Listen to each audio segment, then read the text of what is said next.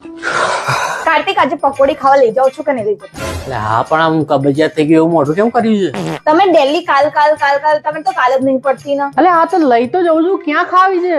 મને નહીં ખબર, મને પાણીપુરી ખાવી જ બસ. સંતોષ વાળા થઈ જઈએ ચલ. ના, એનું પાણી સાવ મોડું હોય છે બીજે ક્યાં. હા તો કૃષ્ણા વાળા થઈ જઈએ. ના એટલે પણ એનું તો પાણી તીખું હોય છે. ના, પણ એને તો રગડા વાળી નહીં મળતી. તો ચામુંડા વાળા ત્યાં? એના તે તો બિલકુલ નહીં. પણ એના તઈ તો રગડું મળે છે ને. હા, પણ એનું પાણી બહુ ખાટું હોય છે. યાર સાવરિયા ના, ત્યાં તો બિલકુલ નહીં. એના ત્યાં રગડું હોય, પાણી બી તને ભાવે. ગઈ વખતે તે વખાણ બી કર્યા હતા કે તને પકોડી ભાઈ હતી. તો બી ત્યાં નહીં જવું. ચાલે યાર, પણ તકલીફ શું છે? આંખો. હે? એ કાકાની આંખો છે ને આમ ત્રાસી છે.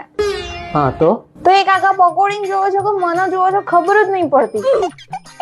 તો કાકાની આંખો ઉપર ધ્યાન આપવાનું. તારા પકોડી ખાવા છે, પકોડી ઉપર ધ્યાન આપને. દરેક વાતમાં તારા નાટક હોય, દરેક જગ્યાએ તારા નાટક હોય. કોક મરચું ઓછું નાખે છે તો કોક મરચું વધારે નાખે છે. કોઈ દાડો પોતાનું ખાવાનું જોયું છે તે?